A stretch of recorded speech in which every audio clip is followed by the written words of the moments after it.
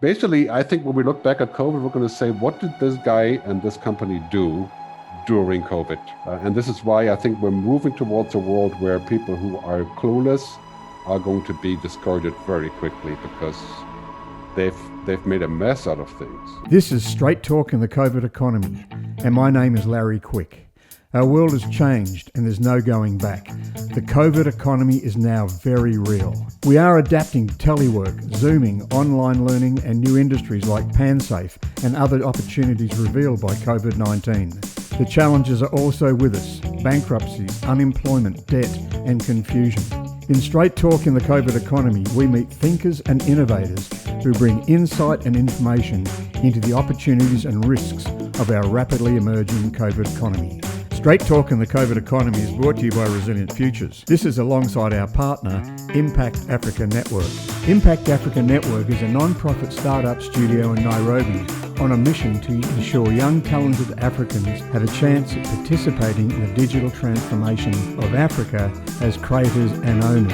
If grassroots change is something that excites you, visit www.impactafrica.network. By doing that, you'll be able to support as donors and mentors the Impact Africa Network. Hi, my name is Larry Quick and I'd like to welcome all of our listeners today and viewers to Quick Thinking in the COVID Economy, a very special session. We're very fortunate to have with us Gerd Leonhard. That's Leonhard, and you're in Switzerland at the moment, I believe, Gerd.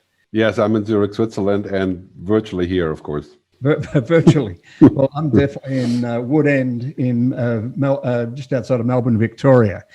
But I'm very, very pleased to have Gerd with us today. I just must say that I've been following Gerd for some time now, and it really is a view that I think is so critical. Gerd's view is so critical in the whole conversation about what we're doing in the future in terms of technology and being human. And particularly given that this trigger of COVID has occurred that allows us to stop and think as to how we actually rebuild for a sustainable future. So a bit of background on Gerd. Gerd focuses on humanity and technology, which includes digital ethics, artificial intelligence, future leadership, and critically foresight. Now, he's regarded as a global influencer, and I can attest to that. Just Google Gerd Leonhard, and I wish I had so many shows on the first and second and third pages as you do, Gerd. He's been advisor to many business leaders and government officials around the globe, and that's across governments, NGOs, and the Fortune 500 companies. His credo is simple: people, planet, purpose, and prosperity. And he's written 5 books, including, and you must buy this, Technology versus Humanity. I have it on Kindle, open on my laptop. And it's one of my treasured books, as is Rebecca Costa's The Watchman's Rattle. And I could keep on going through a few. But I can tell you there's not a lot that I read, digest, and bring into my work or our work in Resilient Futures. It's good to have a lot of reference books, but these books are really seminal books if you're going to be putting a library together. Technology versus Humanity. And we're going to be talking a bit about that, but I should also just say Gerd is ranked in the top 10 Futurist Keynote speakers worldwide. And he is online now and doesn't have to get onto any airplane to be able to practice his craft. And the Wall Street Journal called Gerd one of the leading media futurists in the world. Wired magazine appointed Gerd number 88 of the top influencers in ICT in Europe. So his website is www.futuristgerd.com, FUTURISTGERD, all one word. So let's kick it off, Gerd. I love this on your website. And we call this digital saturation, where what we've had is the gradual, if you like, feeding or whetting of appetite over many, many years when it comes down to digital technologies. And that includes digital and physical, where you've got automation, which requires digital to make it work. But on your website, you actually talk about striving to share foresight and practical wisdom with my audience and clients. I focus on actionable observations for the next 5 to 10 years in society and humanity, in technology, artificial intelligence, healthcare. Very critical at the moment. I'm going to be interested in hearing your opinion on where we are at with COVID-19. Banking and government, once again, very interested in the crossover with fintech and the issues that banking is happening with fintech at the moment. Jobs and education, human resources, tourism, mobility. I mean, is there anything they haven't got in there, Gerd? So just picking up on, say, from technology versus humanity. You talked about it's time to regulate mass technology just as we would any other transformational force such as nuclear energy. Can you speak to that point for us? Well, clearly technology can be heaven or hell. And that starts with the hammer. You know, a carpenter has a hammer, goes out in the street, kills somebody with a hammer, goes back to the lot and builds a house. That's not the hammer's fault, right? So we have artificial intelligence, and we can go out in the cyberspace and kill people with that for sure. Or we can build an environmental control system. And so technology is morally neutral until we use it. William Gibson, right? Yep. Marshall McLuhan said, every time we extend our human activities, we also amputate other activities before. Right? So technology is really a positive force. You know, I'm a great believer in the power of technology and science. I think what needs to happen is that everything that we do needs to be balanced by the objective as to, you know, what do we want from technology? For example, one of the key goals that we have pursued in the past is economic progress and GDP and growth and profit as part of technology. And that hasn't gotten us to a very good place, because that can't be the only objective, right? So Facebook makes $156 million profit a day, but in return is data mining every living person on the planet. And Zuckerberg is the most powerful person, really the most powerful person on earth, right?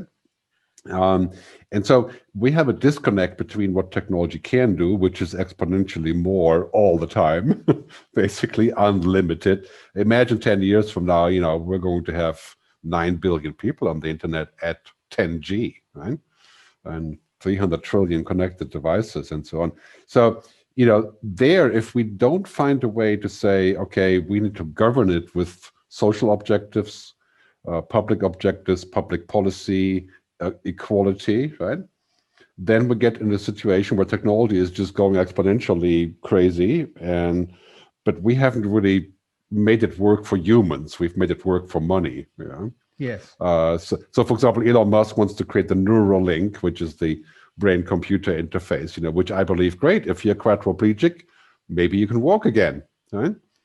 But the real goal is that healthy people will use this to become superhuman, right? And that's a $100 trillion business. Yeah. Who does not want to be superhuman?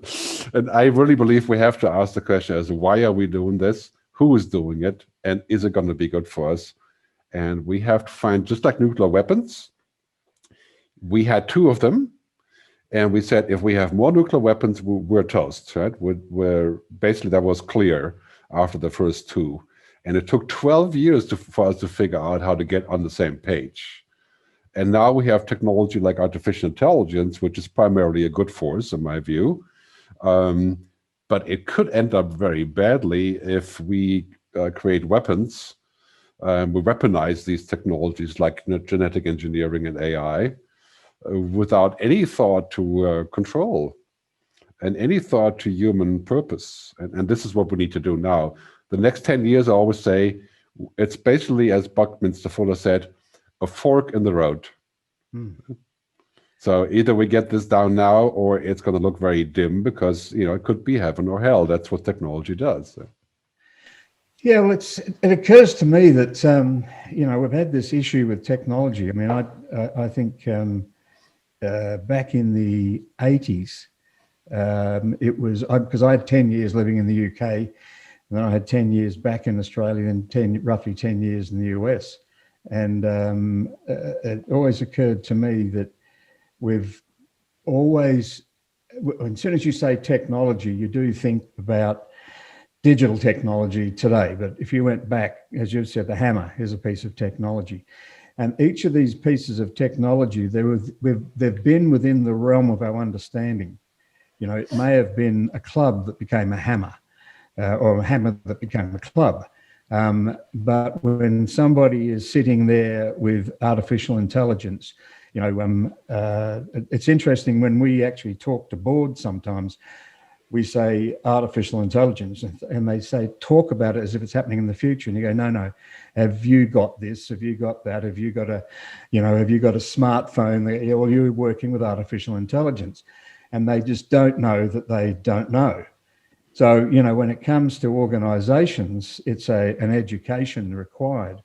Government can provide some regulation. There's obviously, Elon Musk talks about self-regulation. I don't think Mark Zuckerberg talks too much about that. And then there's personal regulation. Is like one of my kids just refuses to go on Facebook, never been on it, never wants to go on it. So, you know, this point of education and knowing and keeping up, you know, I can understand, general people can understand a piece of technology when it's gone from hammer to club or club to hammer. But when it goes from, I don't even know that it's on there. I just bought a smartphone and it's on there.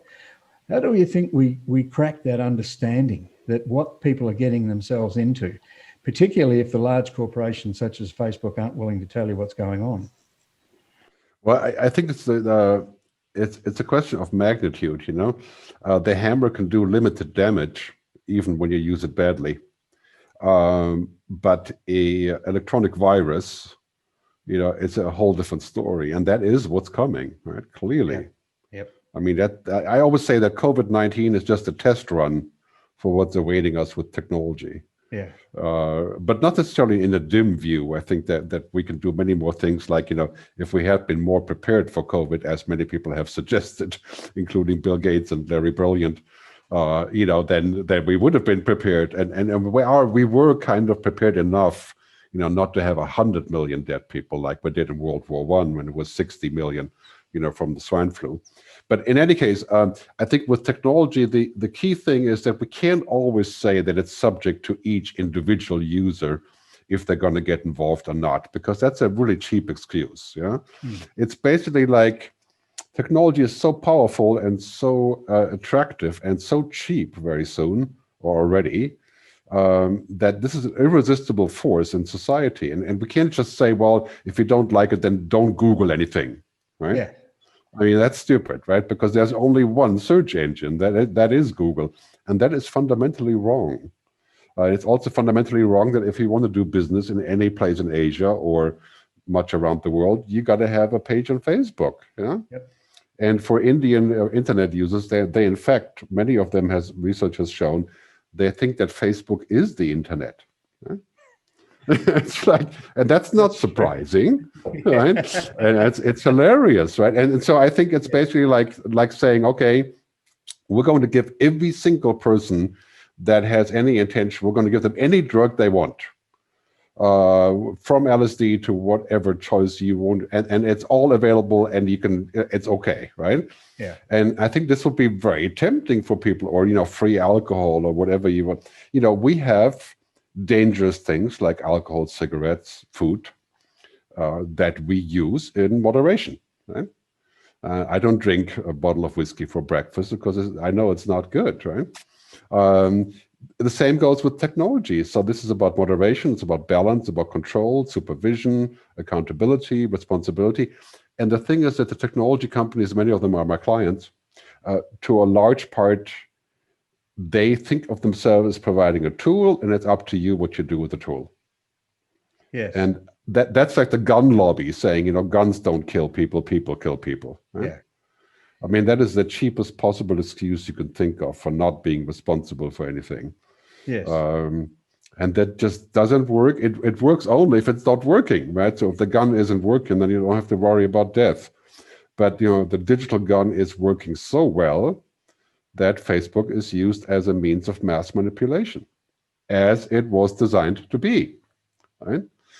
And I think that's unethical, and it's fundamentally wrong that we supervise oil companies and banks and telecoms, but these guys can do whatever they want, right? Because allegedly it's all good. Right? Yep.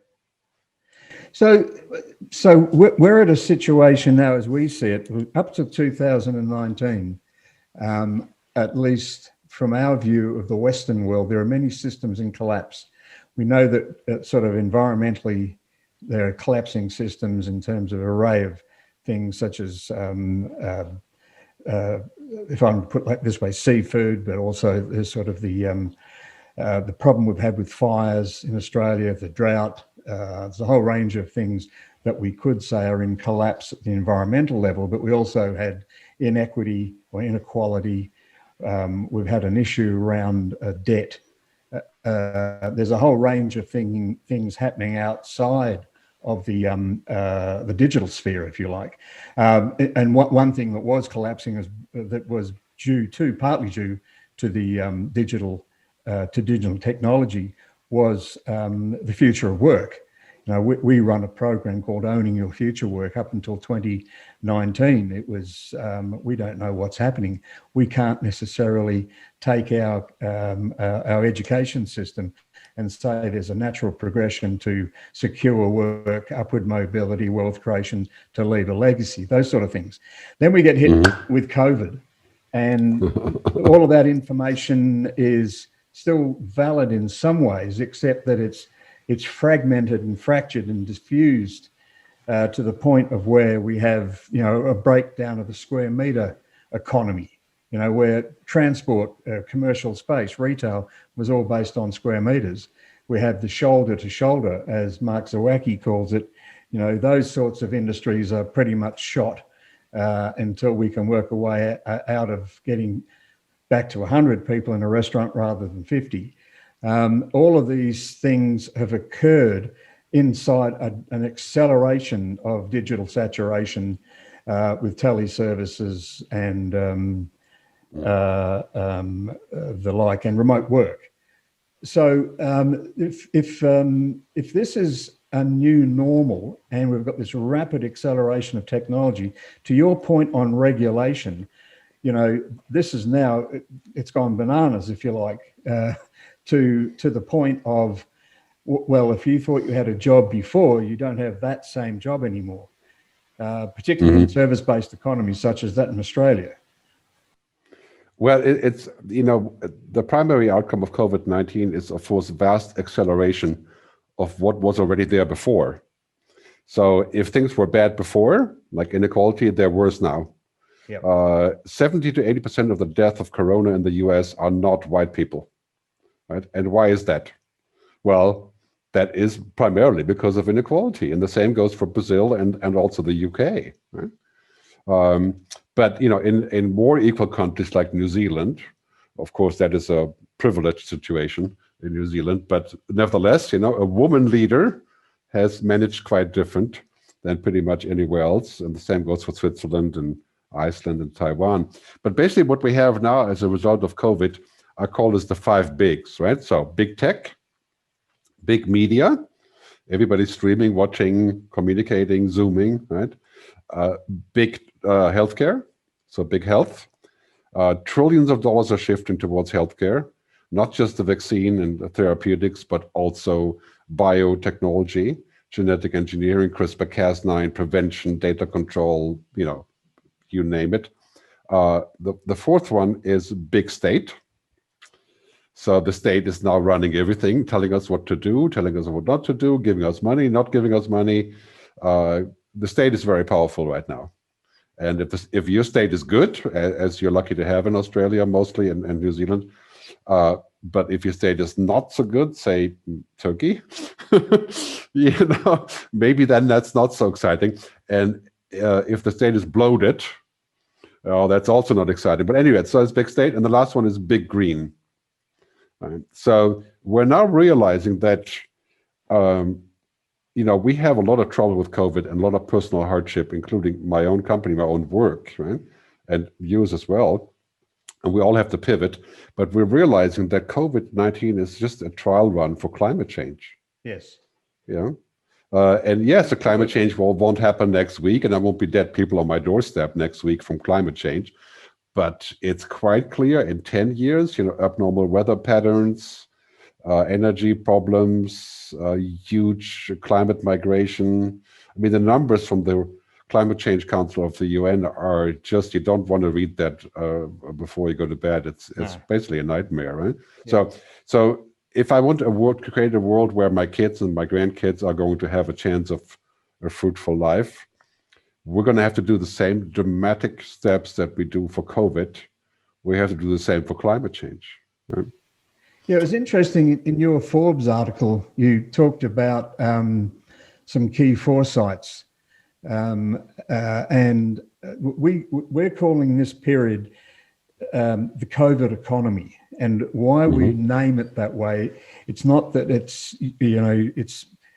got its own economic structure necessarily, and everything else is gone.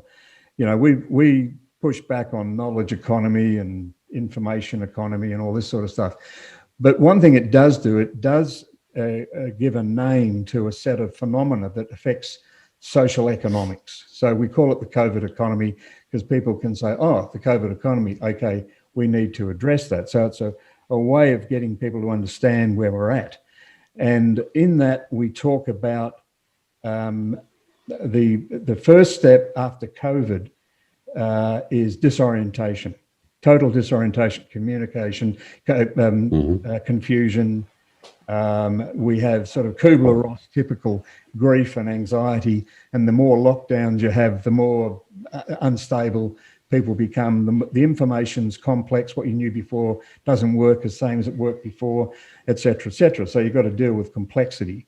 That in itself, if we can say that there's a COVID economy, that if you can get on board with some of the rules of that, such as, telework, remote teleservice, remote work, et cetera, and own your technologies. And Mr. Board Member, it's no longer viable as a board member to say, or an owner of a business, that I don't understand digital technologies, because you won't be on the board very long, because saturation.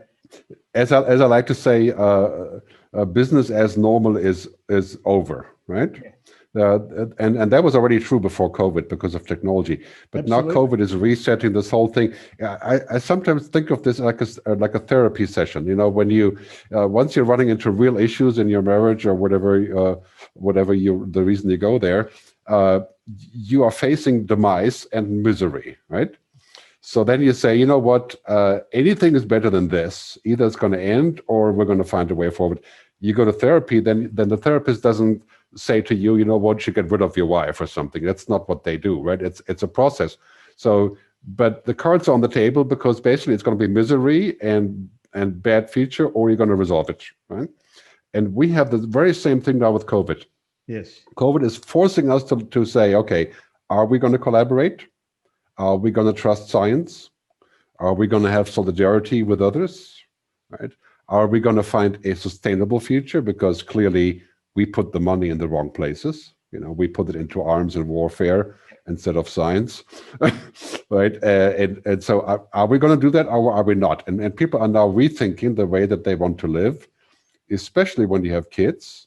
Yep. Then the key question is, what kind of future do you want for your kids? Do you want them to be protected from pandemics, from the power of technology, of AI, geoengineering, genetic engineering, or do you want a free-for-all, like, ultra-capitalist American point of view, neoliberalist kind of position of saying that anything goes as long as it makes money, right?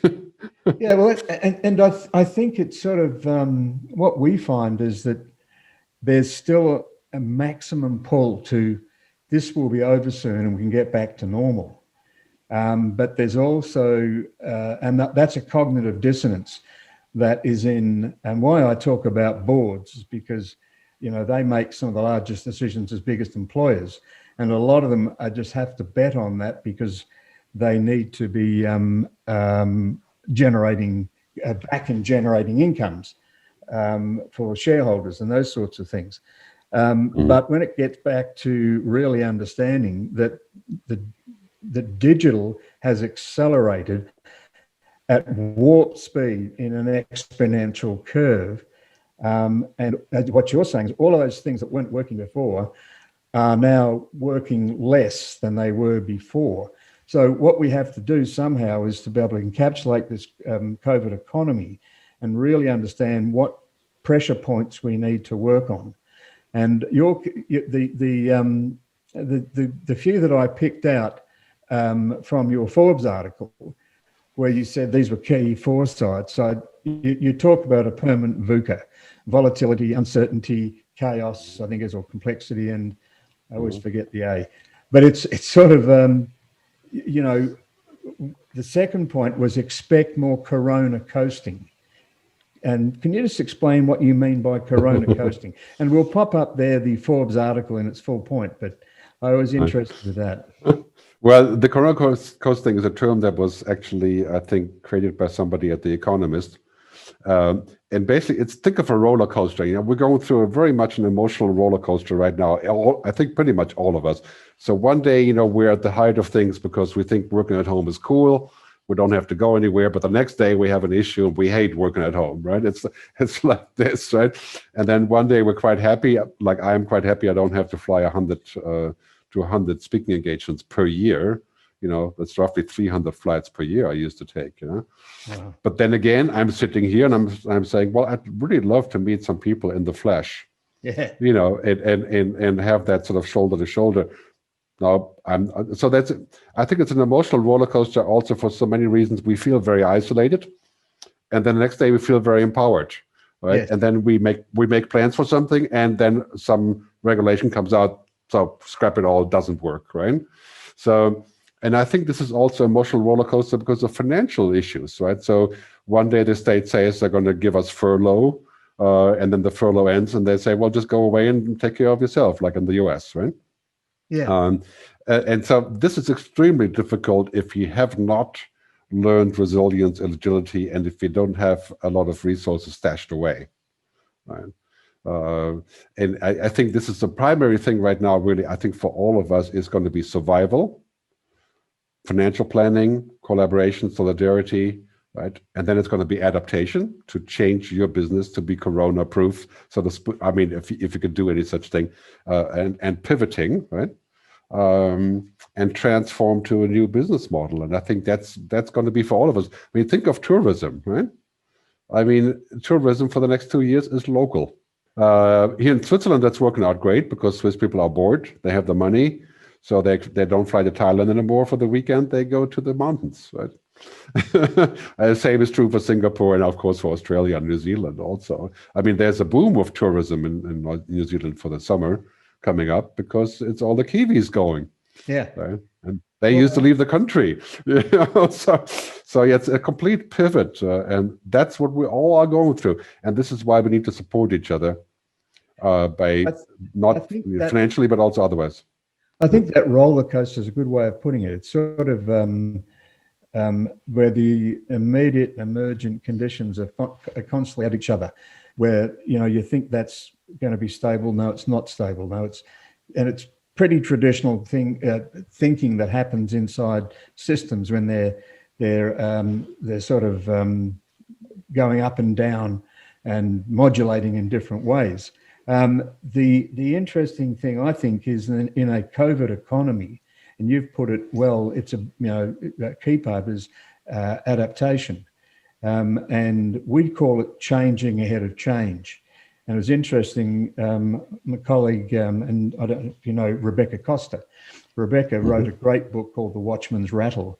And her latest book, On the Verge, talks about pre-daption is like being able to change ahead of change, so that what you're doing is not adapting when the shock has occurred.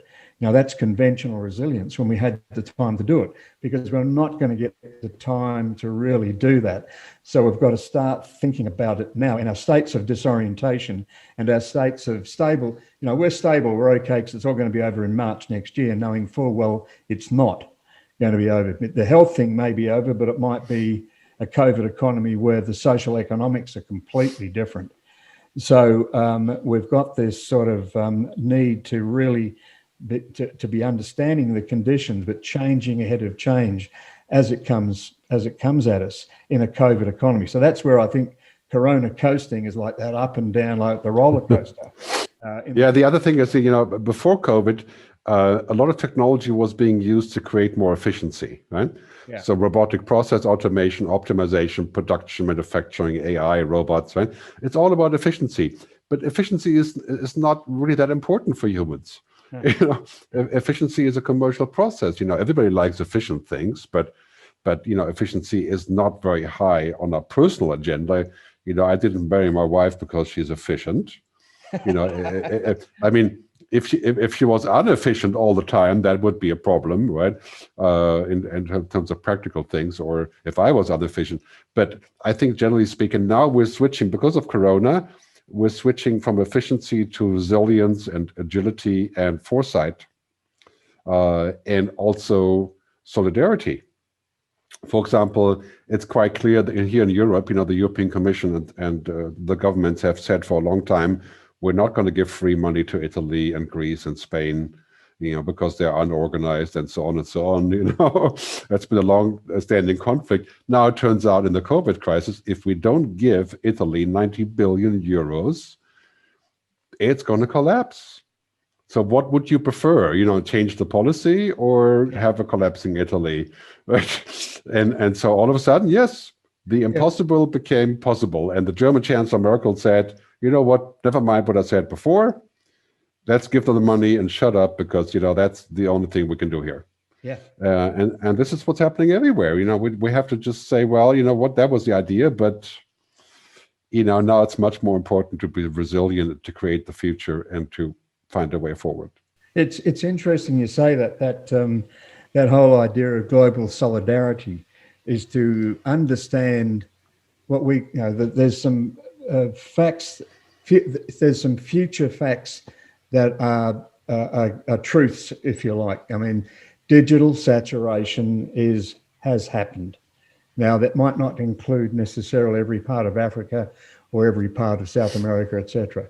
But, generally speaking, in terms of where the action takes place, that's happened. So when you look at climate change, that's fact. We've got to make those decisions by 2025 and have it done by 2025 to make sure 2030 sort of stacks up. So solidarity is a really important point I'm picking up from you there, because I'll give you an example. We did an exercise with an organisation called CSIRO, which is the Commonwealth Research Group. The Commonwealth of Australia federal government looks after that, and it was about the efficiency of cows producing milk in climate change. And we talked about we're going to have to create a climate-ready cow, because you can't just shift cows around easily. They adapt to local conditions, etc.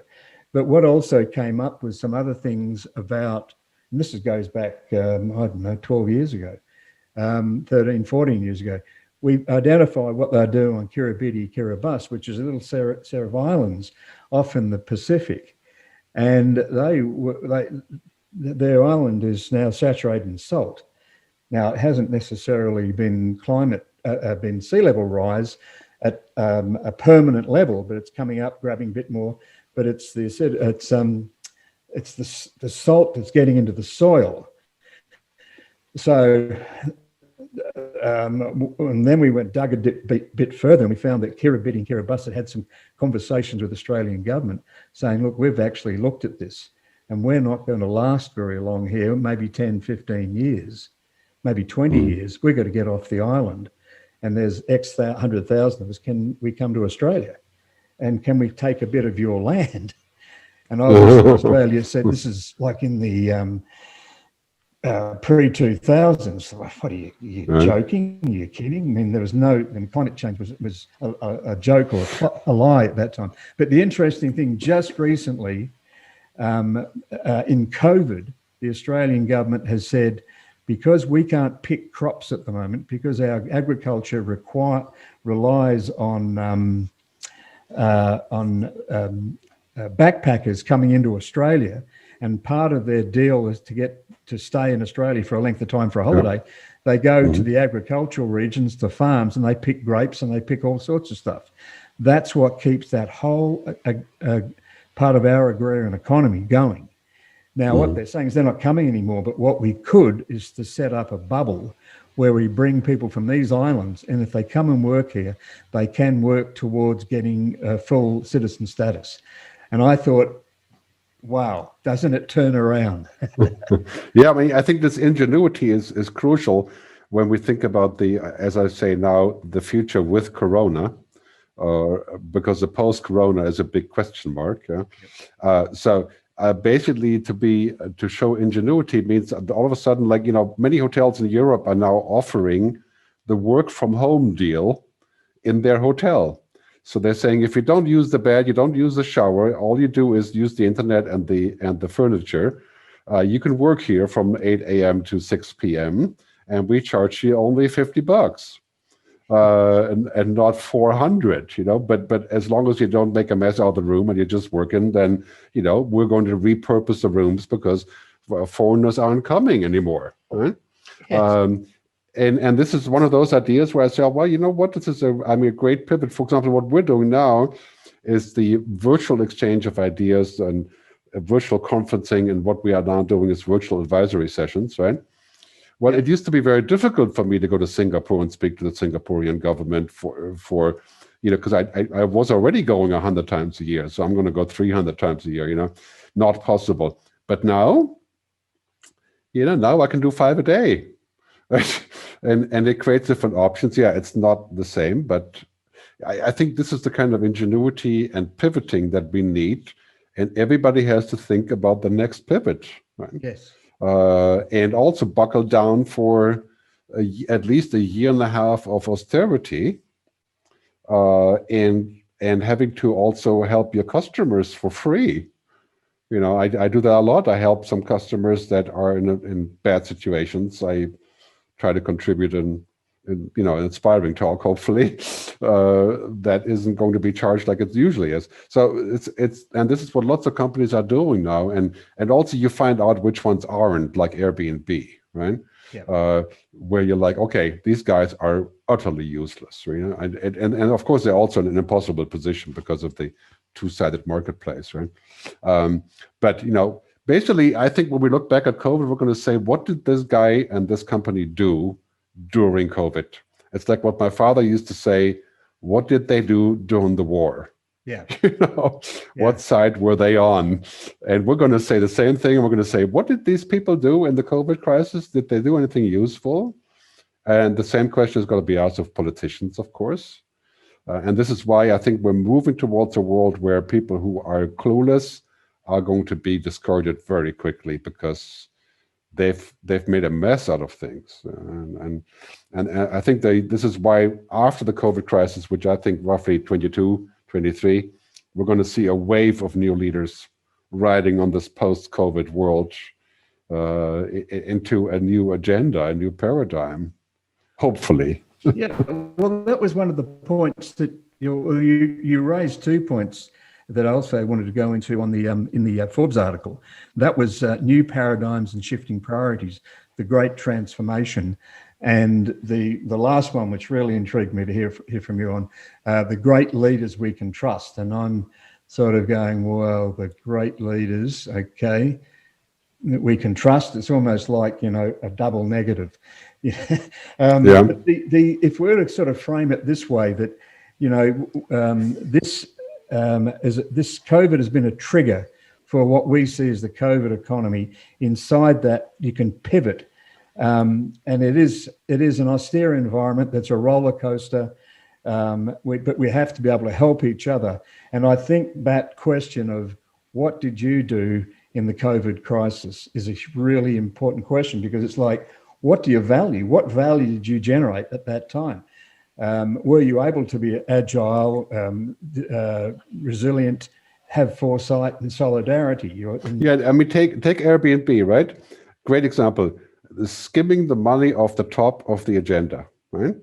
So the hosts need to make money, so they use Airbnb. I go somewhere, I need a place. So that's what Airbnb did, skimming that digital money, right? And now that the shit hits the fan, they're like, okay, we don't know what to do. We're not responsible. You take care of it yourself, right? It just doesn't work. Yeah. Yeah. Yeah. And it's a mission impossible then. Well, there's this bit of a cliche now that's sort of like, I tense up a bit when I hear this. We're all in this together, and we're all in this together. And I go, yeah. That's sort of like saying, come on, let's get motivated, let's all hug and sing Kumbaya. What I'm getting at is, no, we're in a global system here of systems, a network of networks with high interdependencies. And you only have to look at how certain supply chains have collapsed, and some people haven't got goods in certain ways. So we can say we're all in this together, but we're all locked into interdependence at a global level. That's the reality.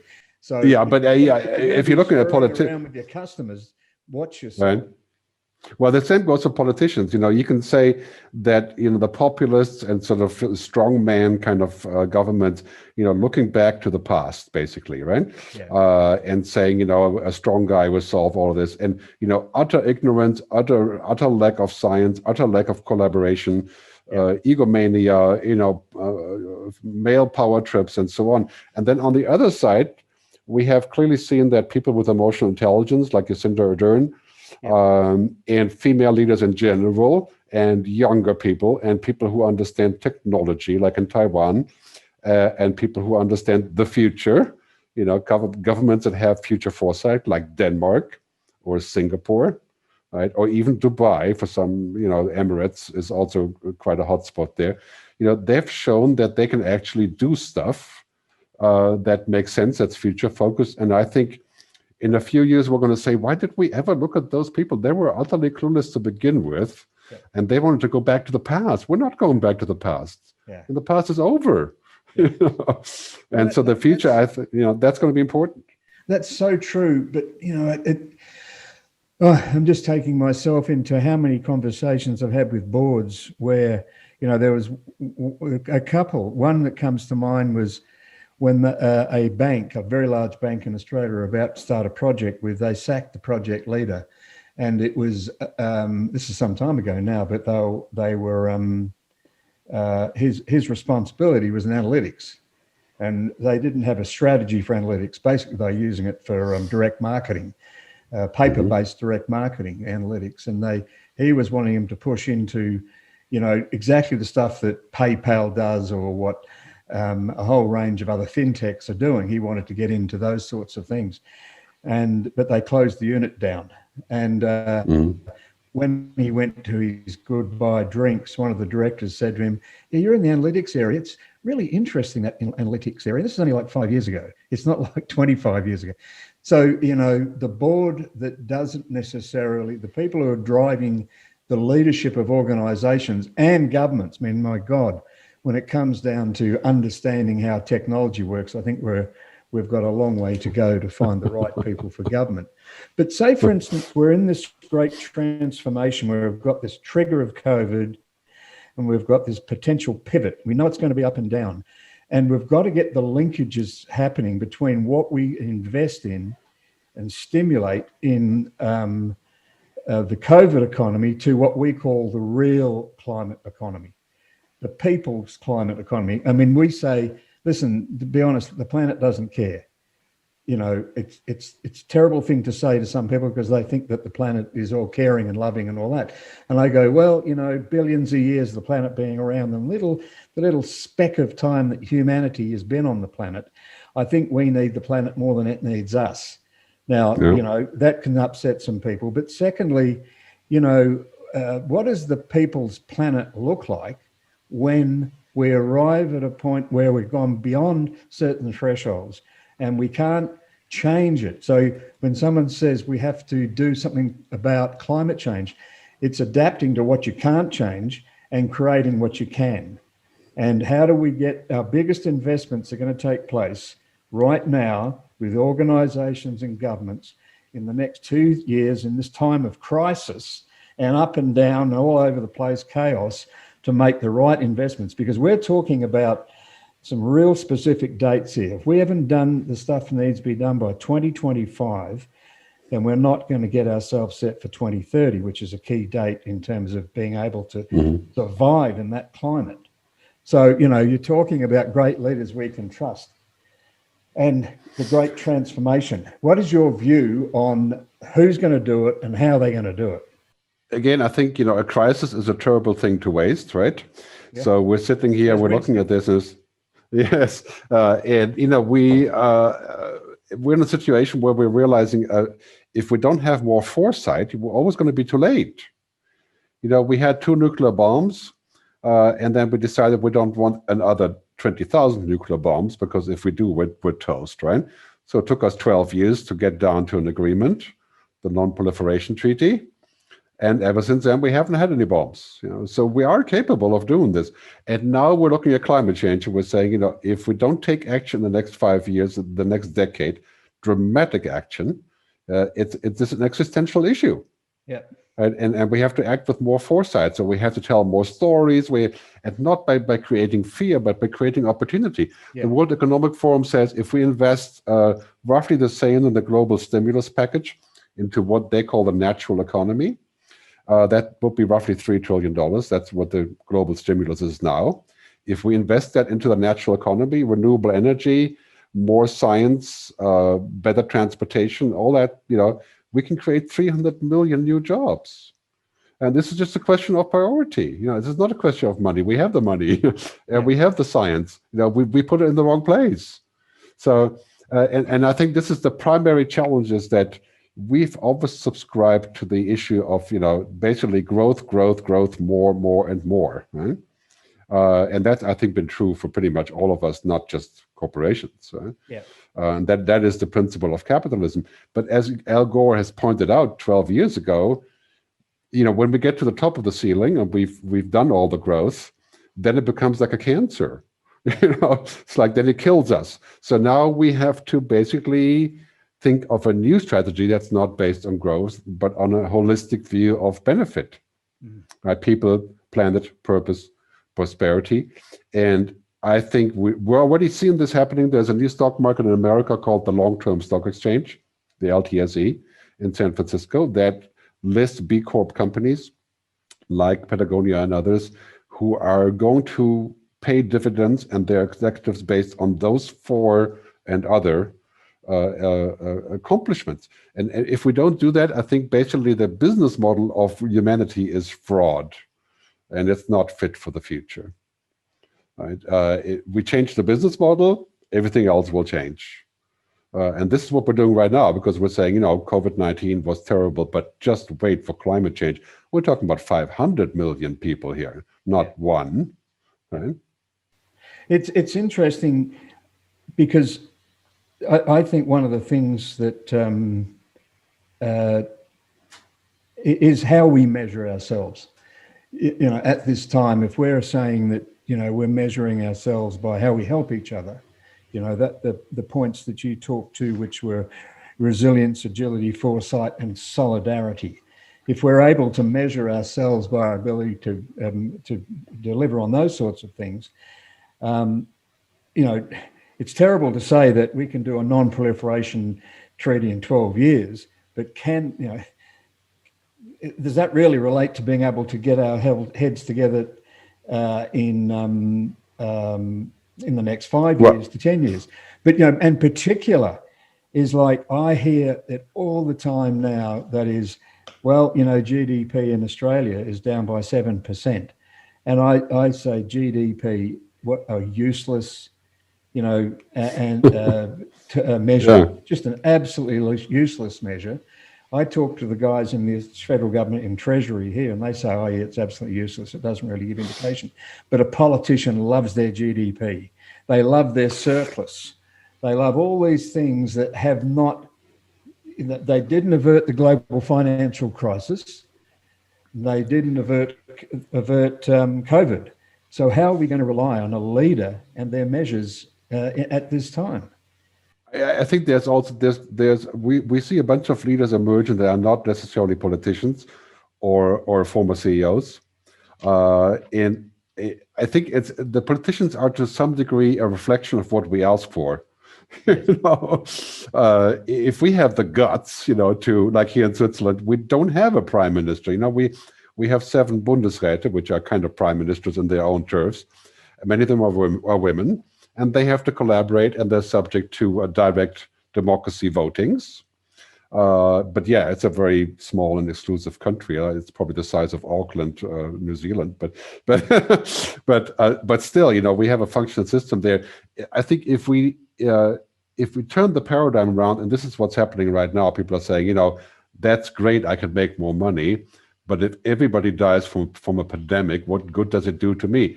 Yeah. If you're the top 1%, you can take a plane and fly to New Zealand and get out of there, right? Or like Elon Musk is saying, you know, why don't we go to Mars? If we made a real mess here, we'll go somewhere else, right? Yeah. So I think the reality is that we now have to create equal systems that work, you know, free healthcare, universal healthcare, universal basic income, and all of the things that basically create a world that's future focused, right? And it's not that we don't have the money or the tech. I mean, actually, the opposite is true. My biggest hope is that, you know, we have scientific breakthroughs that are just absolutely astounding, you know? Yeah. New kinds of concrete, nanotechnology to replace the minerals in the mobile phones, 3D printing, quantum computing. I mean, we can do pretty much anything we want, but then usually what we do is we use it for war. and you know, right. And so, and this is not because we're bad. I think this is also because we're driven by the primary source, which is to monetize. And that needs to change. And I think this is the biggest change as we're moving into what Paul Mason calls the post-capitalism. But we're moving into a world, you know, for lack of other words, we don't have another system than capitalism. You know, we know that socialism, communism failed, not by design, but by reality. And now we're moving into a world where we have to redefine what it is. And for that, I think we're going to count more on younger people, more on women, more on people who are independent. And that needs to happen. And this is also why we need to take the conversation back. We as futurists have, to a large degree, lost the future conversation to the tech companies. Yeah. Yes. So the tech companies are talking about the future because they make the future. It's like that's not good. The future needs to be about people and society, not about gadgets and cloud and, you know, quantum computing. It's interesting that we have arrived at this spot in time, and you know, I was really, really fortunate.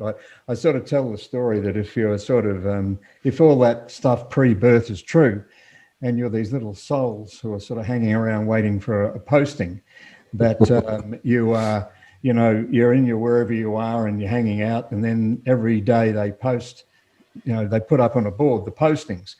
You know, it's like the football, who got picked for the football team and what position they're going to play. So all the souls rush down and they look at the board and they go, what did you get? And some guy goes, oh, I got some place called Igalungaga.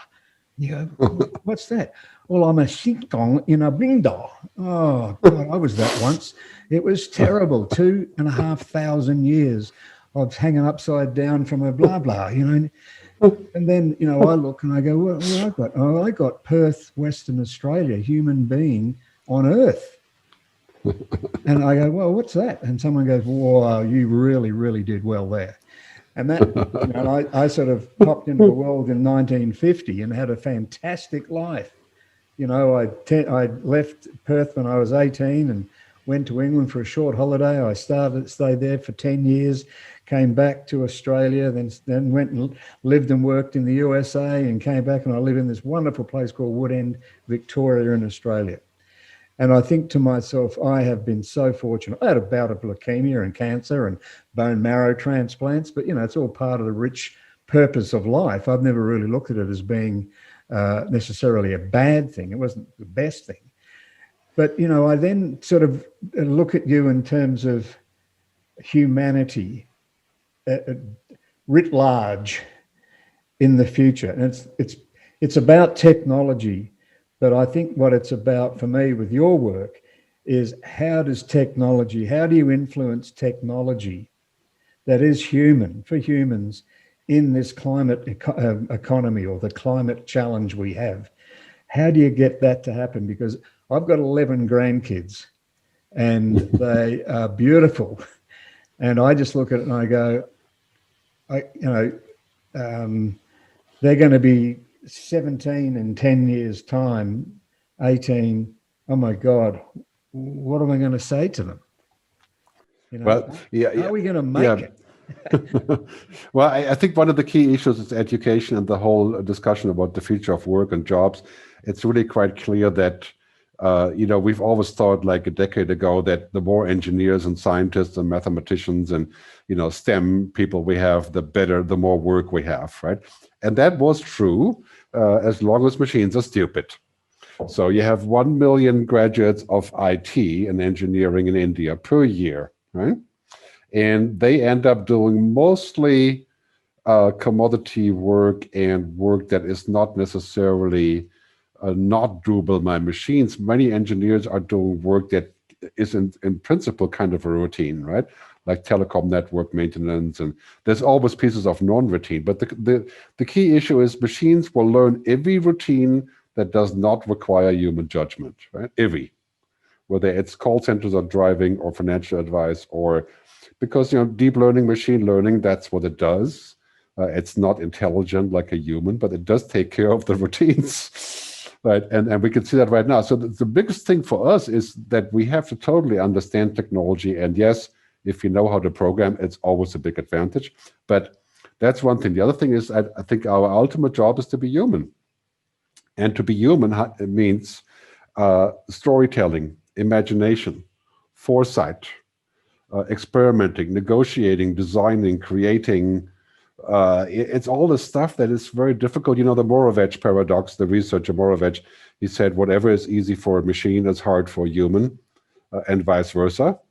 Right? That is because machines are not capable of, for example, multilateral thinking. Yeah.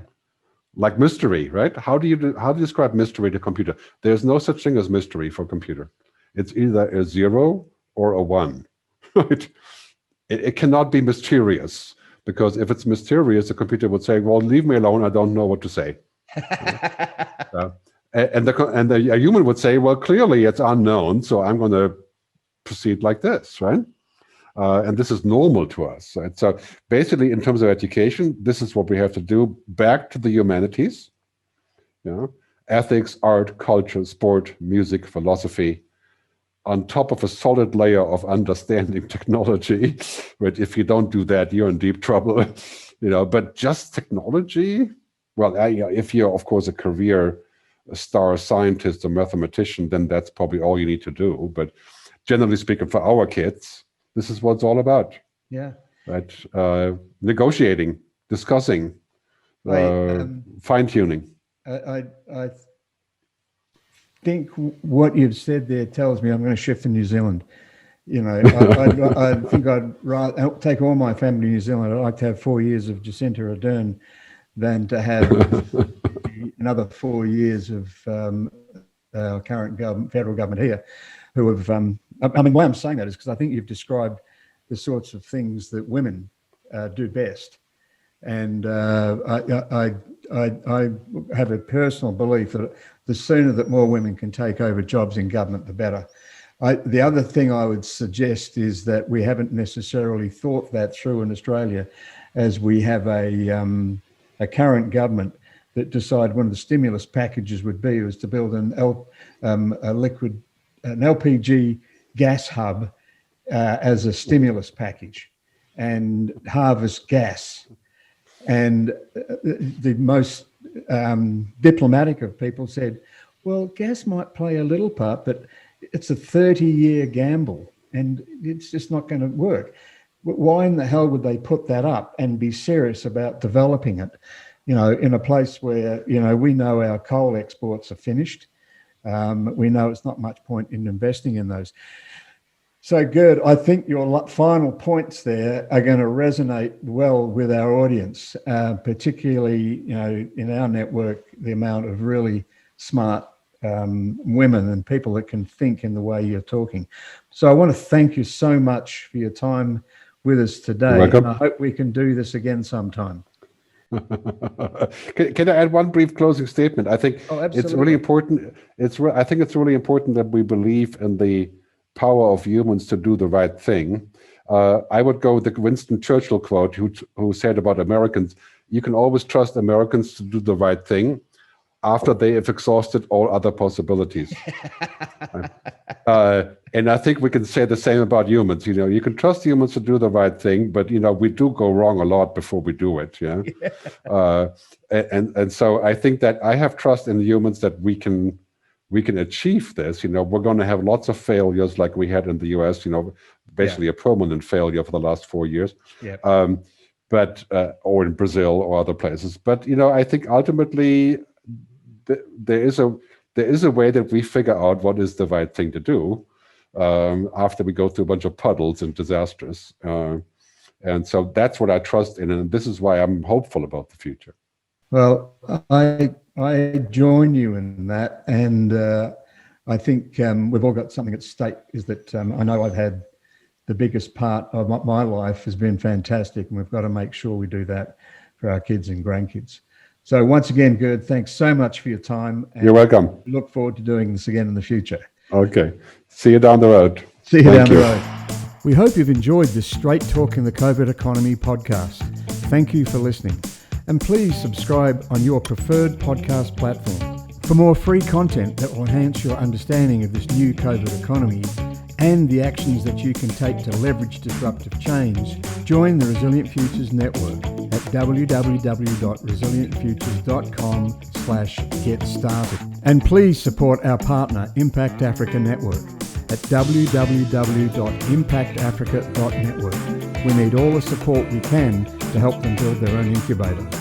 We know that there are many other great podcasts out there, and your time is precious, and you chose to listen to Straight Talk in the COVID Economy. And we appreciate that. Thank you.